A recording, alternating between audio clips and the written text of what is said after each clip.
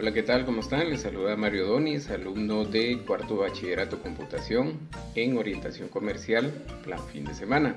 El día de hoy vamos a hablar de la literatura precolombina, pero antes de quiero abrir un poquito su curiosidad y que visiten la página del Ministerio de Cultura y Deportes para que ustedes puedan conocer cuál es un nahual y qué es un nahual, se estarán preguntando en estos momentos. Pues se los voy a explicar brevemente. Un nahual es un espíritu protector que ha sido representado en glifos, estos que han sido grabados o pintados por los mayas, que no se limitan a imágenes de animales y cada uno guarda un significado diferente. En mi caso, mi nahual sería el Ajmac. Este nahual es dicotómico, quiere decir que viene derivado de la dicotomía, pues por un lado representa el perdón y por el otro lado el pecado. Esto no tiene una carga positiva o negativa, sino que al contrario, se trata de un día de agradecimiento por los bienes materiales y ese sería el significado de mi nahual. Ahora bien, vamos a dar inicio con lo que es nuestra presentación de la literatura precolombina, pero para ello tenemos que remontarnos al origen de todo y hablar de sus antecedentes. Al hablar de la ubicación geográfica de la literatura precolombina, podemos ver que esta es a partir de la península de Yucatán en el país de México hasta Honduras y el norte de El Salvador. Al escuchar sobre la literatura precolombina estamos hablando prácticamente de la historia de los mayas, de los incas, de los aztecas, antes de la llegada de los españoles, de la conquista. Previo a todo esto, la literatura era mayormente oral, ya que ellos pues hacían sus grabados, hacían sus tótem, utilizaban un tipo de escritura similar al de los egipcios. Como podrán ver, hay pergaminos, hay papiros, hay diferentes culturas que tienen cierta similitud en cuestión de literatura, pero lo que es la literatura precolombina en su mayoría era la literatura oral, quiere decir que ellos transmitían su conocimiento de persona en persona, de generación en generación, y era así como prevalecían las historias, el conocimiento del origen del mundo y todo lo demás, ya que ellos fueron considerados una de las más altas culturas de la época precolombina. Ellos fueron reconocidos por la agricultura, ya que era su fuerte en la economía, también por ser conocedores de la astronomía. Ellos podían predecir los eclipses. Esto en cuanto a los acontecimientos referente a los mayas. Ahora bien, recordemos que también en la literatura precolombina mencionamos a los aztecas y mencionamos a los incas, pero para ello mis compañeros me estarán apoyando y les estarán trasladando la información al respecto para que ustedes estén enterados. En estos momentos vamos a escuchar hablar acerca de los códices precolombinos a nuestra compañera Leslie Pérez. Códices precolombinos. Es un libro manuscrito utilizado en el periodo medieval de Europa, en el cual se conservan obras y noticias antiguas, aunque en un principio era usado para los libros de contabilidad y administración. ¿Cómo se elabora? Para confeccionar un códice se empleaba el papiro y pergamino, teniendo mayor preferencia por el segundo, pues era mucho más fácil de manejar al momento de doblar. El libro se conforma por diversas hojas cuadradas o rectangulares, las cuales se unen en cuadernillos para después coserlos y unirlos en un solo libro. El formato más común era el de biombo o acordeón, consistente en una larga tira que se doblaba y plegaba de esta manera. Se añadían normalmente unas tapas de madera forradas de piel, por lo que en el aspecto exterior, cuando se hallaban plegados, no diferían mucho de los libros europeos. Una vez abiertos podían alcanzar varios metros de longitud, conociendo en la actualidad ejemplares que miden más de 14 metros. Los códices precolombinos están formados por una escritura logosilábica, lo que significa que se basa en signos logográficos, es decir, que designan palabras. Debieron existir más ejemplares en época prehispánica, pero la destrucción llevada a cabo por clérigos, funcionarios y militares, así como su ocultación por parte de los indígenas, han hecho que tan solo se conserven algunos. Los mesoamericanos reflejaban en sus libros la historia, la geografía, la genealogía, la economía, la ciencia y la religión. La educación de un noble daba una gran importancia al conocimiento de la historia, la mitología y la poesía. Gran parte de la literatura precolombina que conocemos nos ha llegado a través de transcripciones al alfabeto latino, que se hicieron en el siglo XVI, pero otra parte se encuentra en los códices, cuyo desciframiento va progresando hacia una perfecta lectura.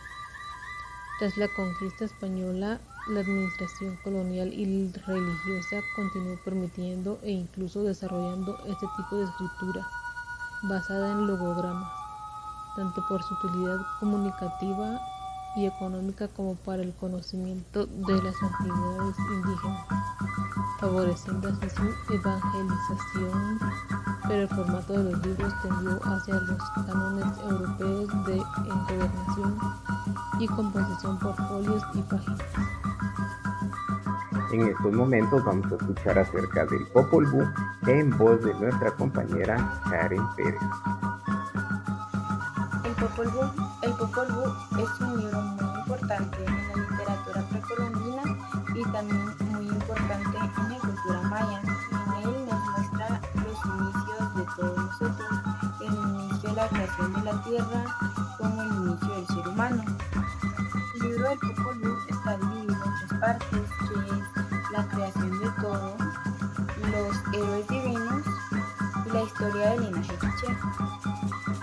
Aunque el autor del Popol Vuh es desconocido, muchas personas dicen que fue escrito en el siglo XVI por Diego Reynoso y 200 años después fue traducido por Fray Francisco Jiménez. En la primera parte, el Popol Vuh narra una descripción sobre la creación de la tierra y el origen del hombre sobre la tierra. Esta también nos indica de que al principio los dioses crearon a los animales y como vieron que ellos no los adoraban, entonces los pusieron como castigo ser caníbales y comerse entre ellos mismos.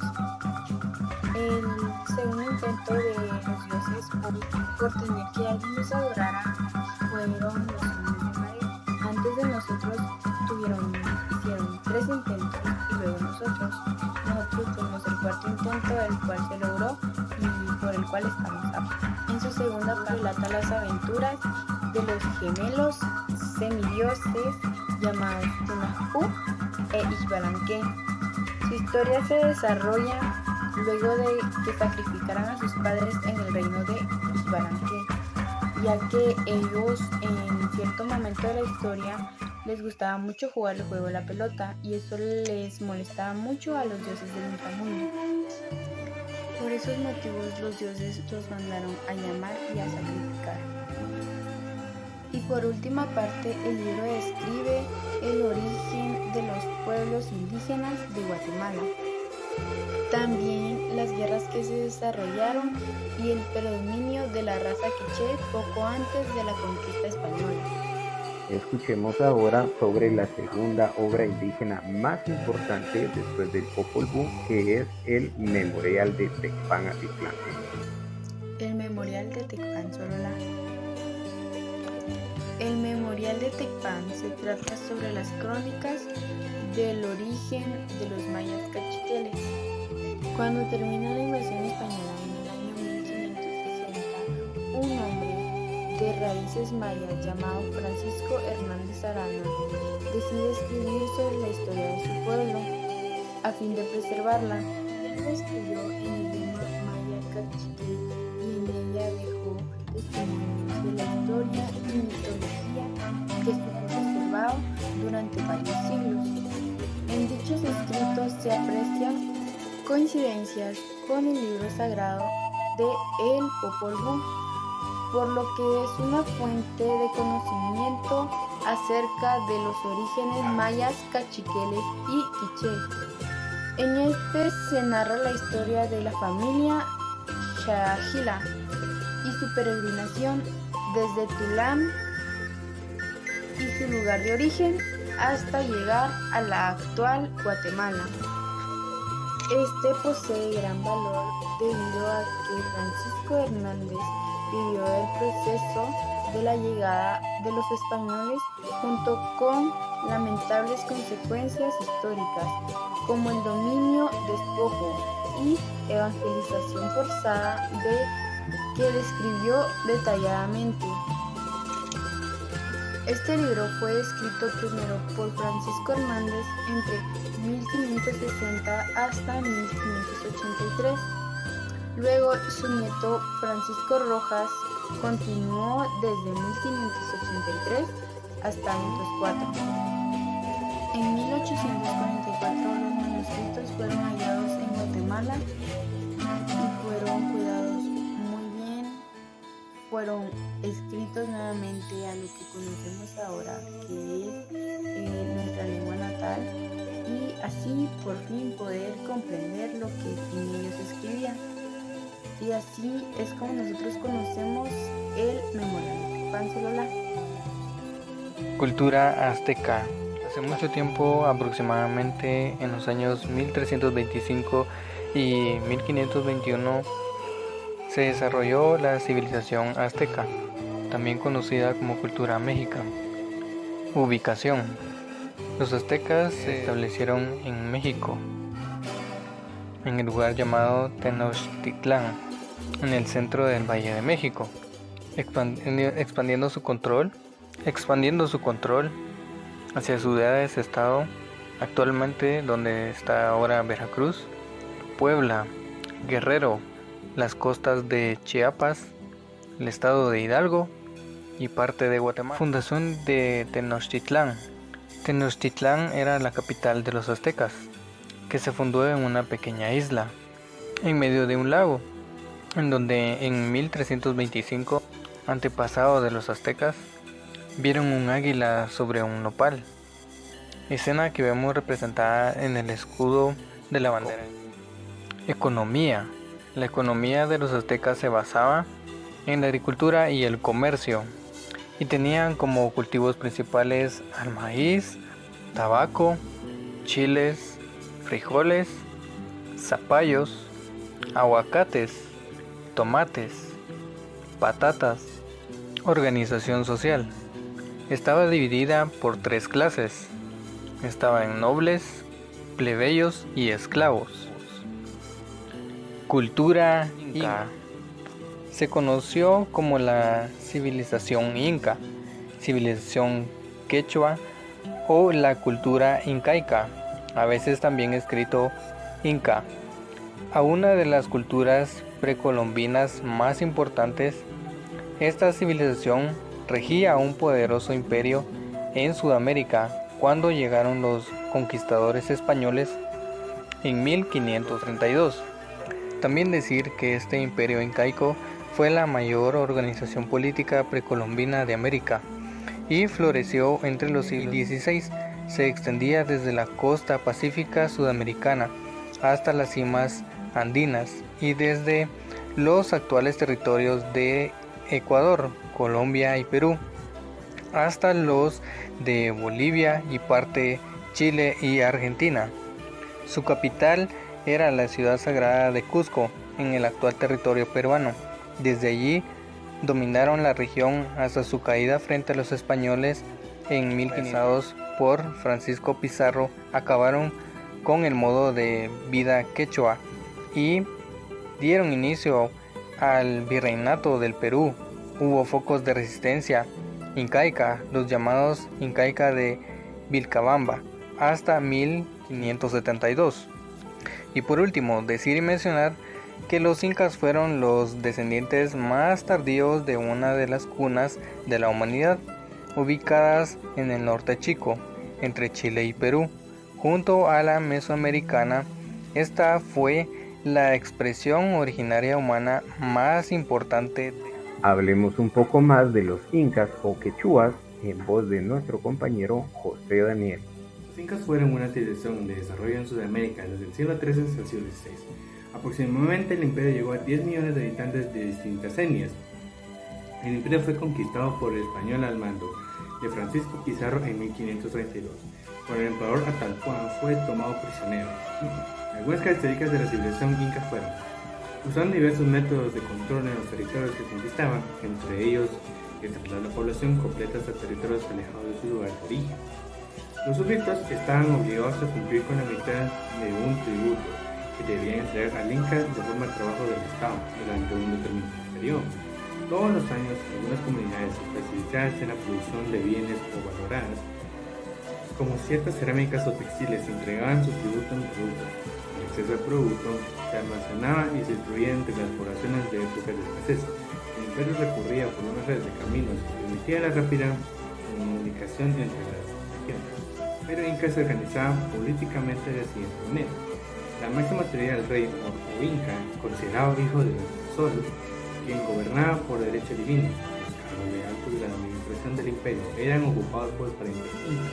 La sociedad del imperio inca se organizaba de la siguiente manera. La sociedad inca estaba dividida en jerarquías estrictas. El lugar más alto de la escala social lo ocupaba el inca. Era considerado una divinidad. Los parientes incas constituían la nobleza. Cada grupo social tenía cierta obligación que debían cumplir. Algunos materiales como el oro, la plata y ciertos textiles se reservaban para el inca y solo podían ser usadas por él y algunos de sus familiares directos. La economía de los incas. La organización social y económica inca eran importantes los conceptos de reciprocidad y retribución. Esos conceptos funcionaban tanto en la escala local entre los miembros de cada ayllu como a escala general entre el inca y su subeconomía inca se basaba en la producción agrícola. Aprovechando la diversidad de ecosistemas del territorio se obtenía una importante variedad de productos, por ejemplo, papas, maíz, poropos, zapatos, quinoa, yuca, algodón, cacahuates, tabaco, coca y frijol. Religión y creencias de los incas. Los incas tenían una razón de sacralización del medio que los rodeaba. Consideraban sagrados a los numerosos elementos de la naturaleza, personas, objetos, etc., a los que llamaban huacá. Escucharemos ahora un breve resumen sobre el capítulo 1 de esta obra. Comentarios reales de los incas, en voz de nuestro compañero José Daniel. El mundo es solo uno, o si hay muchos mundos, si es llano, redondo, si es habitable toda la tierra, o nomás las zonas templadas. Digo que la primera vez se podría afirmar que no hay más que un mundo, y aunque llamamos mundo viejo o mundo nuevo, por haberse descubierto aquel nuevamente, para nosotros, y no porque sean dos, sino todo uno. A los que afirman que de las 5 partes del mundo solo son habitables las zonas templadas y la del medio por excesivo calor. A los 2 de los cabos por el demasiado frío son habitables. Les digo que soy Cosco, una de las zonas tórridas, y he estado de la otra zona templada de la parte del trópico de Capricornio. Todo lo cual digo es habitable. Antes se debe hacer el Señor como Padre sabio y generoso y la naturaleza como Madre universal y piadosa. Hubiese remedio todos los inconvenientes de la frialdad con templanza de calor, como remediaron el demasiado calor de la tórrida zona con tantas nieves, puentes, ríos y lagos, como el Perú se halla.